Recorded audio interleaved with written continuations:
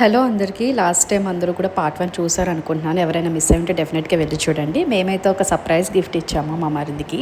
ఒక బుల్లెట్ ఇచ్చామన్నమాట. ఇంకొక 1 మంత్లో తన మ్యారేజ్. సో తర్వాత కూడా వాళ్ళకి యూజ్ అవుతుందని చెప్పేసి ఇచ్చాము. ఇంకా క్లియర్గా పార్ట్ 1 అయితే ఎక్స్ప్లెయిన్ చేశాను, వెళ్ళి చూడండి. సో ఇది పార్ట్ 2. నేను ఇంటికి వెళ్ళేసరికి చాలా లేట్ అయిపోయింది. ఆ రోజు మేము నైట్ ఎప్పుడో బయలుదేరేసరికి ఇంటికి వెళ్ళేసరికి 12 అయిపోయింది. సో మార్నింగే మా మరిది చూసుకొని మురిసిపోయాడంట. క్లిప్ మిస్ అయింది. ఇంకా నేను వీడియో తీయలేకపోయాను, లెగలేదు ఆ టైంలో.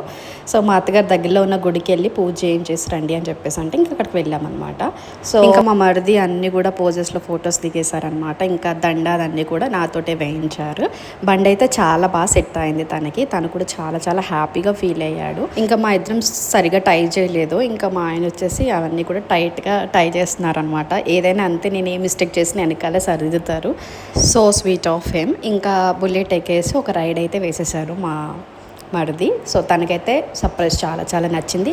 Didn't even expected this because ఎప్పుడో 2 months తర్వాత ఇస్తాము అని చెప్పాం కదా, ఇంత అర్లీగా తీసుకొచ్చేసారు, దట్టు దసరాకి తీసుకొచ్చారని చాలా హ్యాపీగా ఫీల్ అయ్యాడు.